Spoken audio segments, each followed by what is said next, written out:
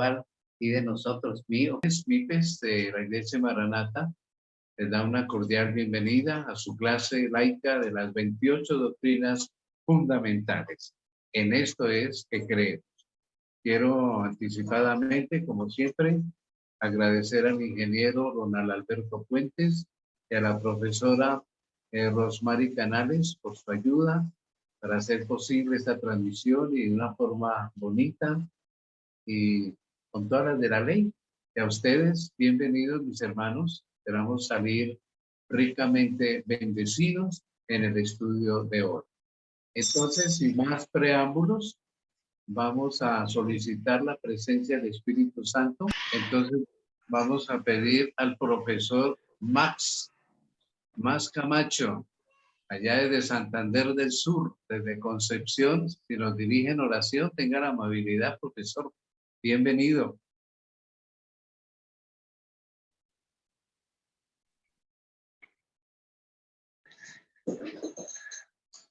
Oremos. Amantísimo Padre que estás en los cielos, muchas gracias te damos por tus bendiciones y tus cuidados. Muchas gracias te damos por este día santo que nos has dado. Te rogamos una bendición para cada uno de tus hijos donde quiera que esté. Y te rogamos una bendición para aquellas personas que necesitan el sanamiento espiritual y el sanamiento material. Señor, que sea tu mano poderosa y tu Espíritu Santo quien llene sus corazones.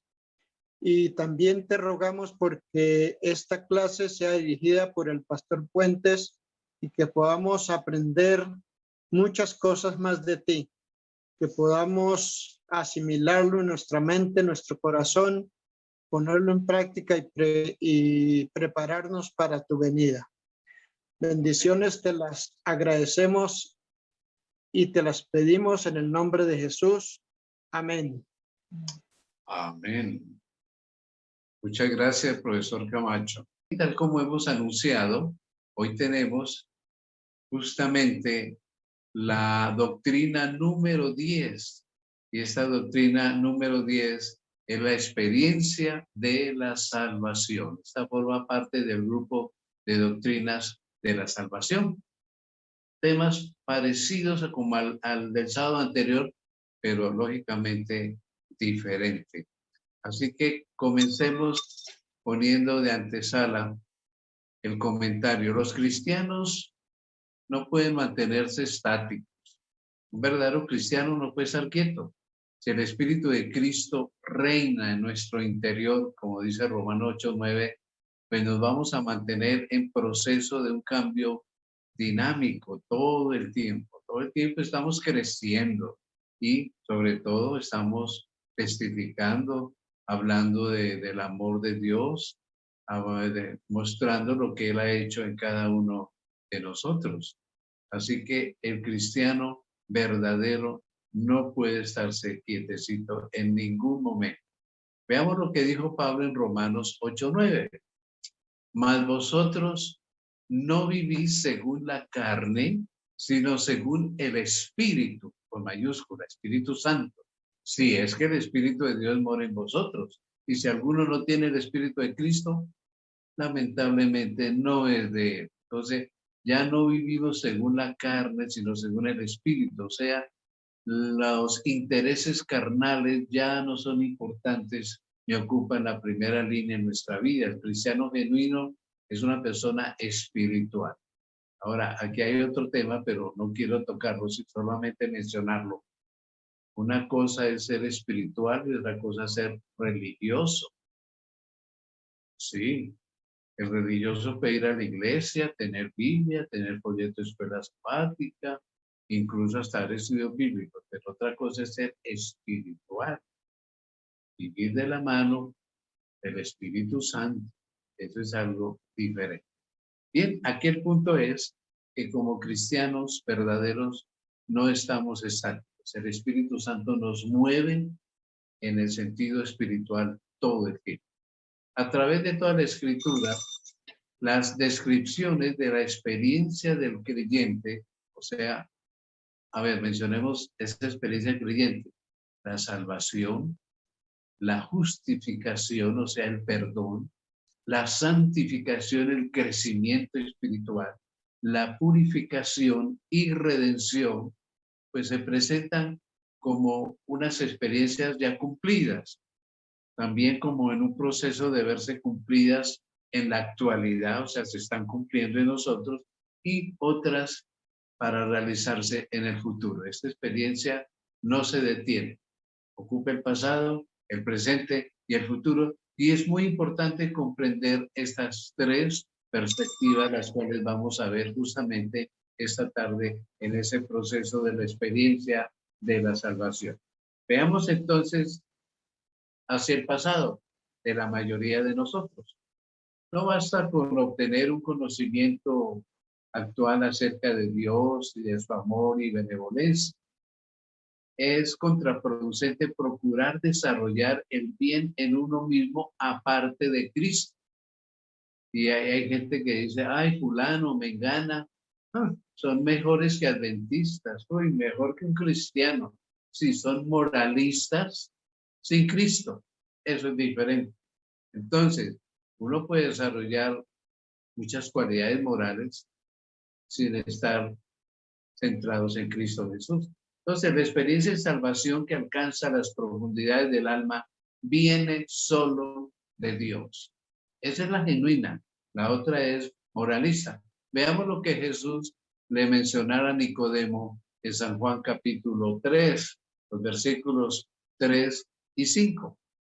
Respondió Jesús y le dijo, de cierto te digo que el que no naciere de nuevo no puede ver el reino de Dios.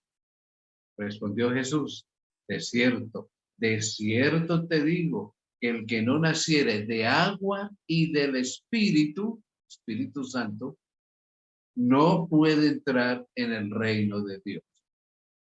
Entonces, la experiencia de la salvación comienza en el nuevo nacimiento, en el proceso de la transformación, en esa transformación que comienza a elaborar el Espíritu Santo si nosotros se lo permitimos. El día del bautismo, porque aquí dice Jesús que hay que nacer del agua y del Espíritu. El día del bautismo no es el día que comienzo a ser transformado, no. El bautismo es una demostración pública de que ya estoy siendo transformado, cambiado por el Espíritu Santo y doy ese testimonio público. Entonces, el bautismo, como ustedes bien saben, ejemplifica o simboliza la muerte, la crucifixión, muerte, sepultura y resurrección de Cristo. La persona entra al agua, está diciendo, estoy muriendo al pecado. El pastor la sepulta en el agua, estoy sepultando mis pecados. Y sale del agua una nueva vida, un nuevo nacimiento, la resurrección de Cristo y resurrección espiritual. Entonces, ahí comienza esa experiencia de la salvación, justamente con el nuevo nacimiento. Sigamos analizando la experiencia de salvación en el pasado. Eso implica arrepentimiento, tristeza por haber pecado y la decisión de no volver a pecar más. No pico más, ya no sigo el mismo camino que traía. La confesión de los pecados y lógico, el perdón, porque eso es lo que promete el Señor en su palabra. Primera de Juan 1:9. Si confesamos nuestros pecados, Él es bien y justo para perdonar nuestros pecados y limpiarnos de toda maldad. El perdón y limpiarnos de toda la maldad, la justificación, borrón y cuenta nueva. Esto es algo que yo admiro en Dios siempre. ¿Cómo es posible que todo mi pasado, todos mis pecados se olvidaron y ya no cuentan para nada y mi hoja aparece en blanco?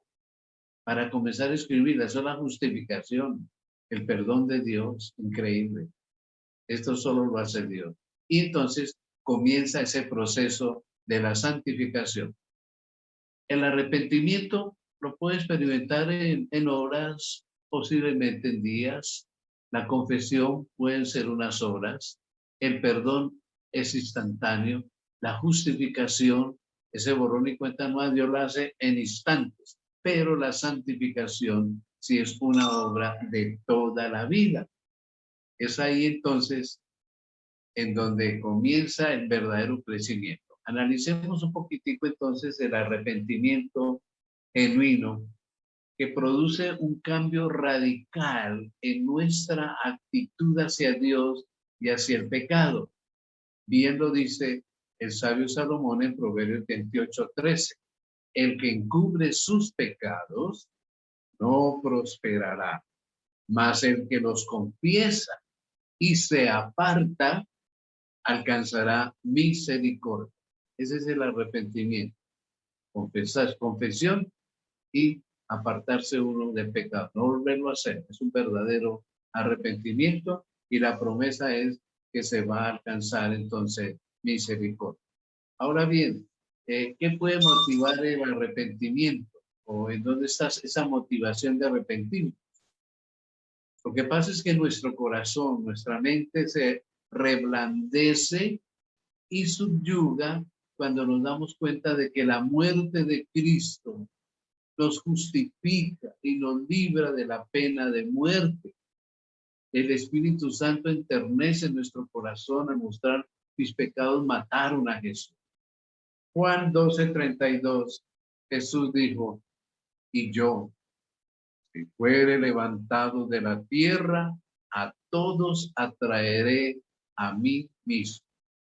Entonces, Cristo Jesús enternece nuestro corazón, nuestra vida, nos toca a través del Espíritu Santo y entonces somos atraídos hacia Él y eso produce arrepentimiento. Hablemos un poquito de la justificación que ya le hemos mencionado un par de veces. En general, el término justificación es en su uso teológico, es el acto divino por el cual Dios nos declara justos siendo pecadores penitentes. Nos considera justos. La justificación es lo opuesto de la condenación. Eso es lo que nos dice Romanos 5:16. La base de esta justificación no es nuestra obediencia, sino la de Cristo.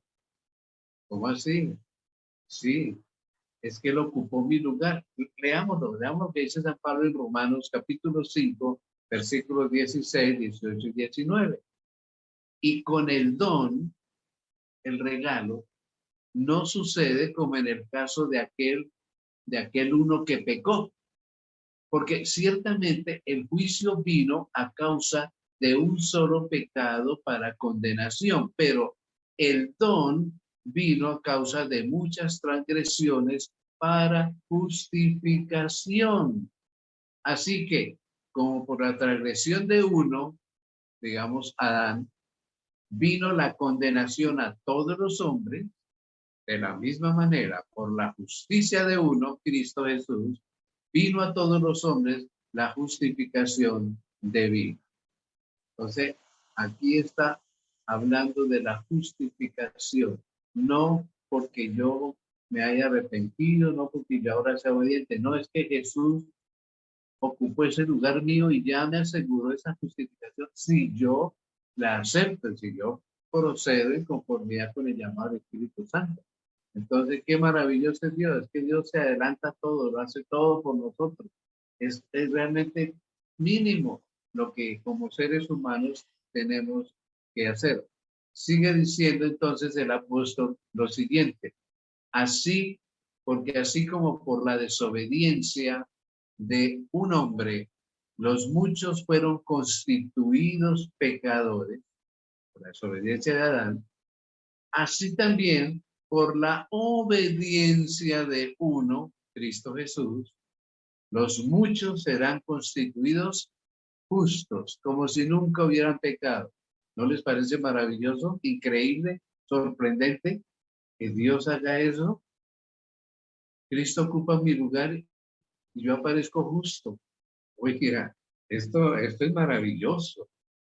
Estos procesos de experiencia de la salvación es algo maravilloso. Bien, veamos entonces el aspecto de la justificación como una experiencia. Por medio de la justificación por fe en Cristo, su justicia nos es imputada, acreditada, como si hubiera sido mía, pero Él la hizo por mí. Pasamos de estar bien con Dios gracias a Cristo, nuestro sustituto. Así que Él nos arregló todo en la cruz del Calvario. Impresionante, ¿no? Según de Corintios 5:21, la palabra de Dios dice, al que no conoció pecado, por nosotros lo hizo pecado, para que nosotros fuésemos hechos justicia de Dios en él. Qué maravilloso el Señor, nuestro sustituto, para que nosotros fuéramos justificados, perdonados y vistos como si nunca hubiéramos pecado. ¿No les parece maravilloso? Bien, entonces, ¿cuáles son, en resumen, los resultados de esta justificación, de este acto de amor de Cristo Jesús? Uno, la santificación, o sea, somos apartados para comenzar una nueva vida, somos adoptados en la familia de Dios, somos ya considerados verdaderamente sus hijos.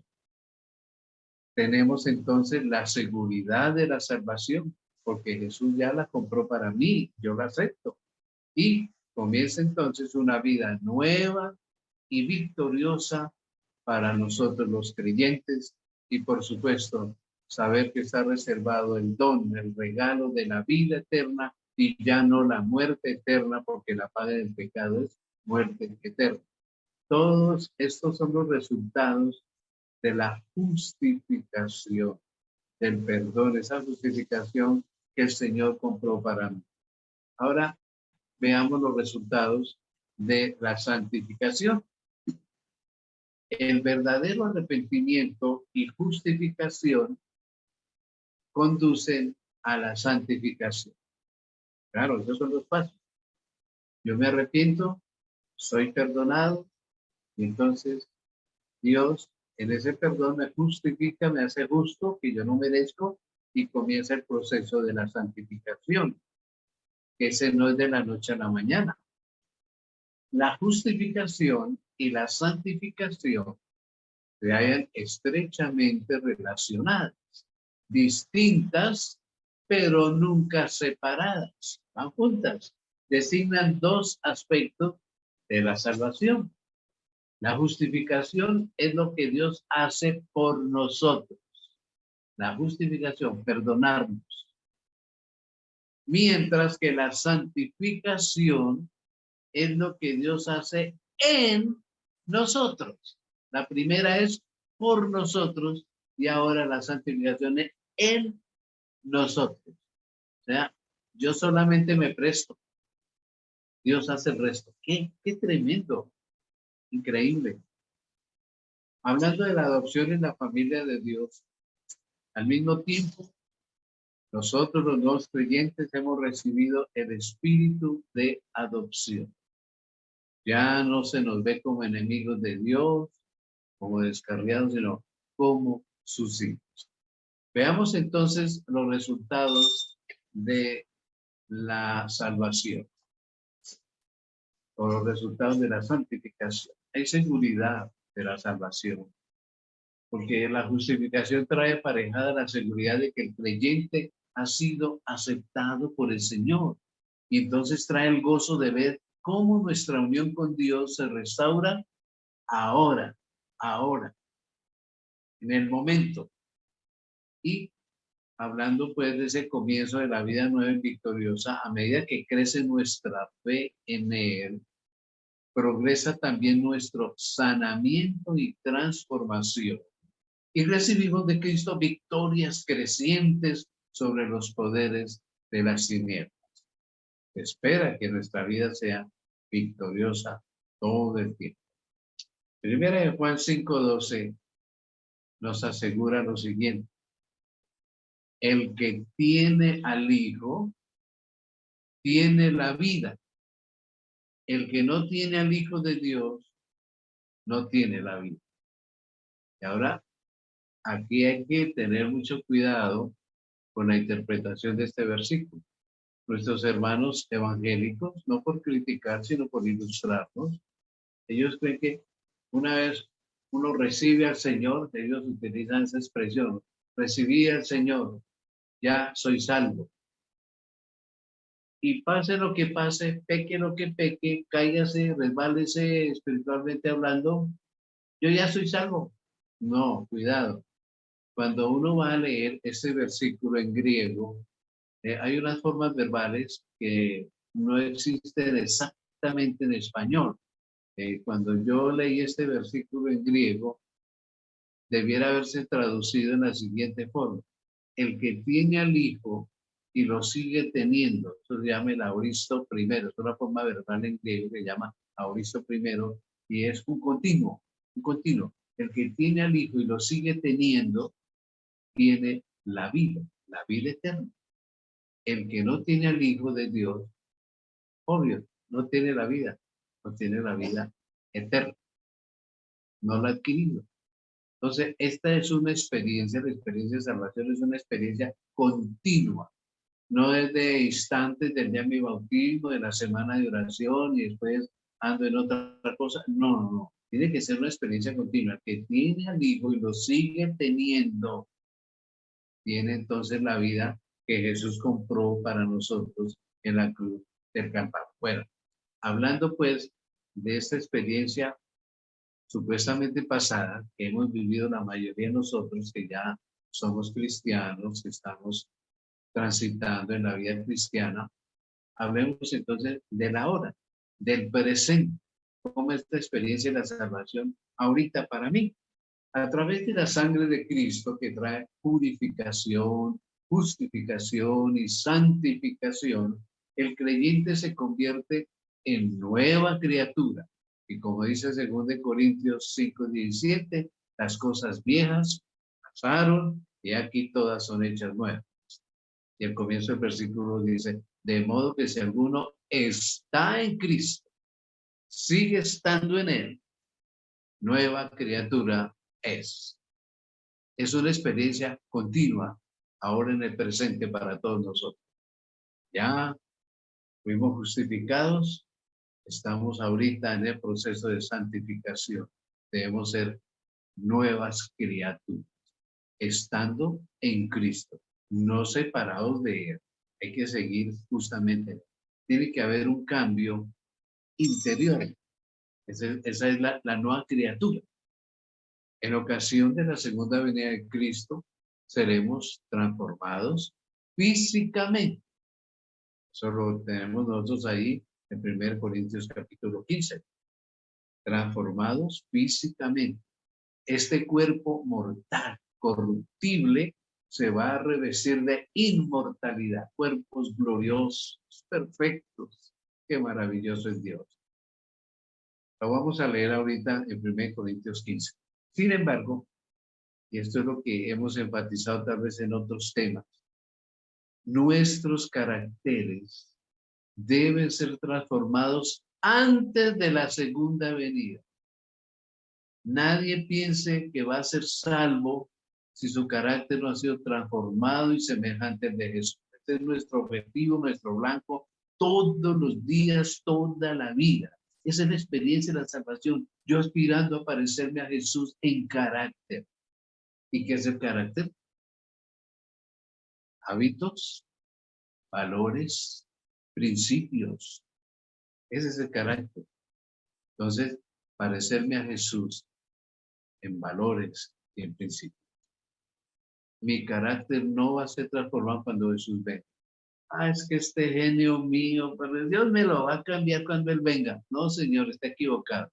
No existe ningún versículo ni ningún párrafo de Espíritu de Profecía, se lo aseguro porque lo he buscado por años y no está, de que voy a hacer mi carácter transformado en la venida de Jesús. No. Ahorita tengo que ser como voy a ser en la Nueva Jerusalén y en la tierra. No hay cambio. O sea, este es un cambio interior que tenemos que registrar ahora mismo. Veamos entonces de 1 Corintios capítulo 15, versículos 51 a 54, lo que va a suceder cuando Jesús regrese. He aquí os digo un misterio, 2 puntos. No todos dormiremos, hablando de la muerte, no todos moriremos, pero todos seremos transformados en un momento, en un abrir y cerrar de ojos a la final trompeta. ¡Qué milagro! Porque se tocará la trompeta y los muertos serán resucitados incorruptibles y nosotros seremos transformados, pero no de carácter, porque es necesario que esto corruptible se vista de incorrupción y esto mortal se vista de inmortalidad, nuestro cuerpo. Y cuando esto corruptible se haya vestido de incorrupción y esto mortal se haya vestido de inmortalidad, entonces se cumplirá la palabra que está escrita: sorbida es la muerte en victoria. Entonces, en todo este capítulo, el apóstol viene hablando justamente de esa transformación, pero física, no de carácter. Este cuerpo es mortal, ya sabemos lo que pasa después de 3, 4 días de muertos, empezamos a ser corruptibles, se bañan, esto va a ser transformado en cuerpo glorioso, pero nuestro carácter obviamente que no. Entonces, ¿qué tenemos que hacer ahorita en el presente? Pues debe haber una participación de Cristo y el Espíritu Santo en nuestras vidas. Únicamente el Creador puede cumplir la obra creativa de transformar nuestras vidas. Eso es lo que dice 1 Tesalonicenses 5:23, que ahorita lo vamos a leer. En esta forma, cuando le damos oportunidad al Espíritu Santo, que es el reemplazo de Cristo, esa oportunidad, entonces, las preciosas y grandísimas promesas de Cristo lo comprometen a concedernos su divino poder para completar la transformación de nuestro carácter, que es lo que menciona Pedro en su segunda carta. Leámoslo entonces directamente de la palabra de Dios. 1 Tesalonicenses 5:23. Y el mismo Dios de paz os santifique, aparte, para un servicio santo, consagre para un servicio santo, por completo. Nótese, esto no es a medias, completo. Y todo, y lo enfatiza, y todo vuestro ser, espíritu, alma y cuerpo, sea guardado irreprensible para la venida de nuestro Señor Jesucristo. Irreprensible, está hablando del carácter, obviamente, no del cuerpo, del carácter. Irreprensible. Segunda de Pedro 1:4. Por medio de las cuales nos ha dado preciosas y grandísimas promesas, para que por ellas llegaseis a ser participantes de la naturaleza divina, habiendo huido de la corrupción que hay en el mundo a causa de la concupiscencia. Entonces, la naturaleza divina hay que irla adquiriendo ahora. ¿En serio? ¿No será que Miguel Ángel esté equivocado? No.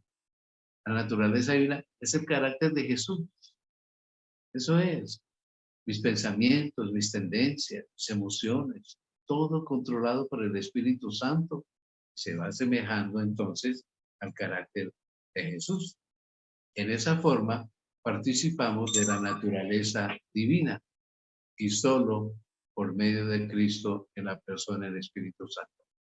Lo que transforma a los seres humanos a la imagen de su Creador es el acto de revestirse o participar del Señor Jesucristo. Ya lo vamos a leer. Es un proceso dinámico.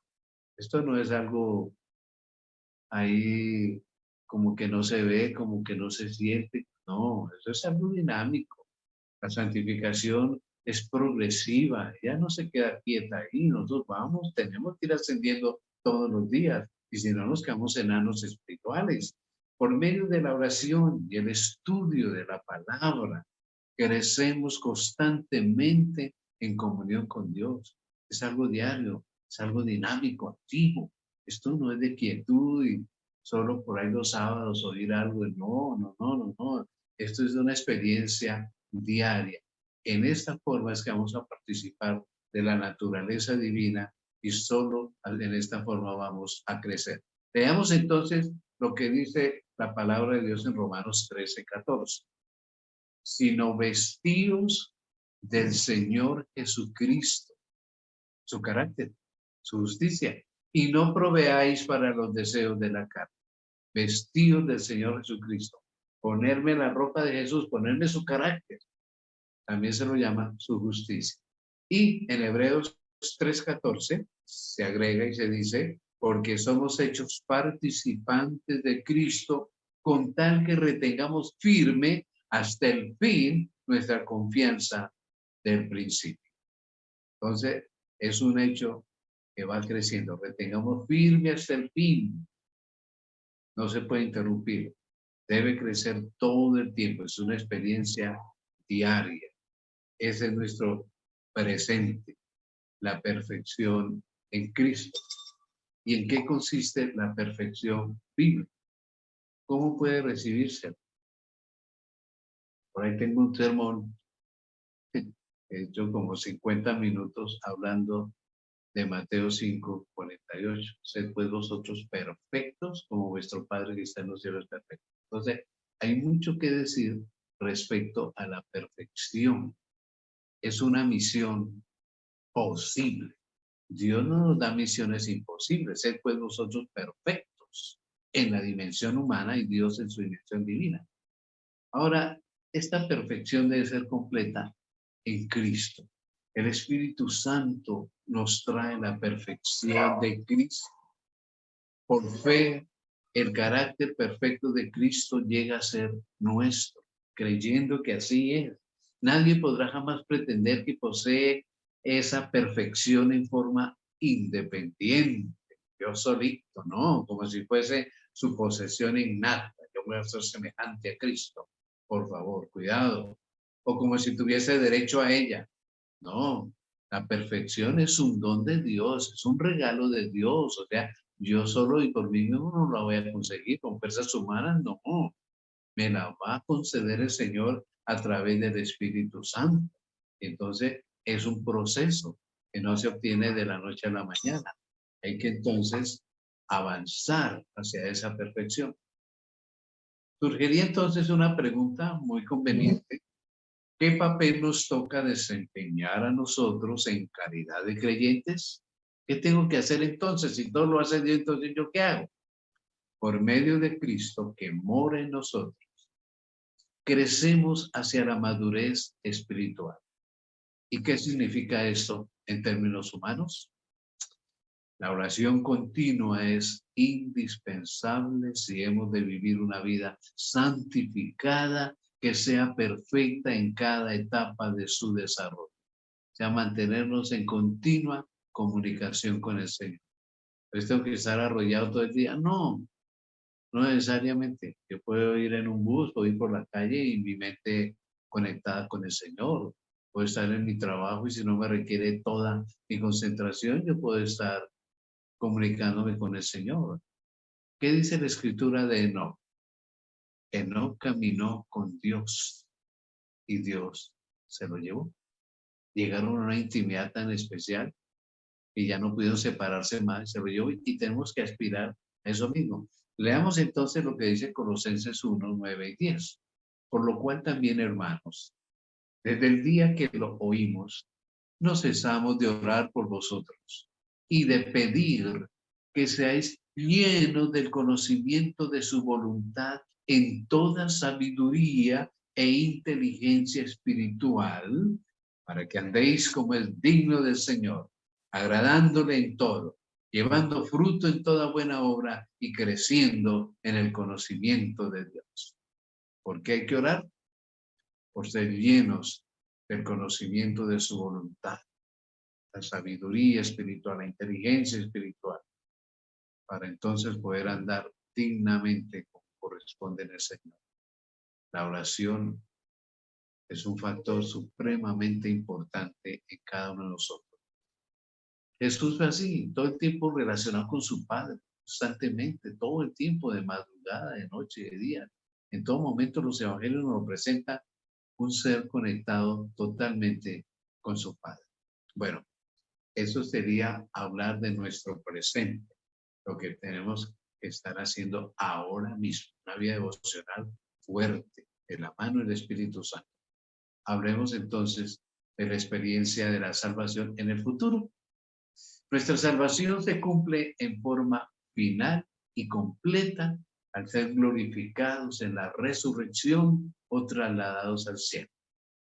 Los que estén vivos, traslación; los que estén muertos, resucitados. Por medio de la glorificación, Dios comparte con los redimidos su propia gloria radiante. Maravilloso. Esa es la esperanza que todos nosotros anticipamos en nuestra calidad de hijos de Dios. Que Dios comparte su gloria con nosotros, en nuestro cuerpo, en nuestra vida, de ahí en adelante, todo es glorificado. Qué lindo el Señor. Romanos 5:2, leamos el siguiente texto. Por quien también tenemos entrada por la fe. ¿Por quién? ¿Quién es ese quién? Jesús. Tenemos entrada por la fe a esta gracia, a este don inmerecido en el cual estamos firmes y nos gloriamos en la esperanza de la gloria de Dios. En ser glorificados nosotros pecadores. Oh, esto es increíble. Y Dios lo quiere hacer en cada uno de nosotros si se lo permitimos. Esa es la voluntad de Dios para un futuro nuestro. Glorioso. Qué lindo, ¿no? Ahora, el apóstol Pablo relacionaba nuestra salvación presente con la primera venida de Cristo. En la cruz histórica, la resurrección y el ministerio celestial de Jesucristo, nuestra justificación y santificación fueron aseguradas de una vez para siempre en la cruz. Sin embargo, Pablo relaciona nuestra salvación futura, la glorificación de nuestros cuerpos, con el segundo advenimiento de Cristo. Entonces, nótese, hay un presente y hay un pasado. La primera venida de Jesús asegura nuestro presente y nuestro futuro en la cruz, que es la santificación y la justificación, el perdón. Y con la segunda venida se asegura entonces la glorificación, la vida eterna, viviendo con Él por toda la eternidad. Algunos creen incorrectamente que la perfección máxima que la glorificación producirá ya está disponible para los seres humanos. La santificación es un proceso que dura toda la vida, ya lo hemos repetido un par de veces hoy. La perfección actual es nuestra solo en Cristo, pero la transformación última y abarcante de nuestras vidas conforme a la imagen de Dios sucederá en ocasión de la segunda venida. Entonces, esto es un asunto de toda la vida, el carácter. Y lo físico, pues será en la segunda venida de Jesús, la glorificación y la perfección ya total, en todo sentido. Ahora, ¿cuál es la base de nuestra aceptación ante Dios? ¿Cómo es que nos va a aceptar? ¿Por qué? Ni los rasgos de un carácter semejante al de Cristo, estamos contradiciéndonos, ¿cómo así? Ni la conducta impecable deben constituir la base de nuestra aceptación ante Dios. ¿Cómo así? La justicia salvadora viene del único hombre recto, Jesús, y es el Espíritu Santo el que la trae hasta nosotros. No podemos contribuir absolutamente nada al don de la justicia de Cristo. Solo podemos recibirlo, aceptarlo, vivirlo. Él ha hecho todo. Así que yo me esfuerce por tener un carácter semejante al de Cristo, que tenga una conducta impecable, esto no va a hacer que yo sea aceptable ante Dios, no. Es aceptar la justicia de Cristo, su carácter en mi vida. Y Él solo me lo puede dar. Yo no lo puedo conseguir, humanamente no. Lo recibo de Él, así que todo lo hace Él, solo yo tengo es que permitirlo, quererlo, recibirlo. Eso es todo. Juan Calvino, ustedes saben que fue un reformador en los tiempos de Lutero, poquito después. Él señaló que así como Cristo no puede ser dividido en partes, del mismo modo, las dos cosas, la justificación, el perdón, la limpieza y santificación, el carácter de Jesús en nuestras vidas, las cuales percibimos que están unidas en Él, son inseparables.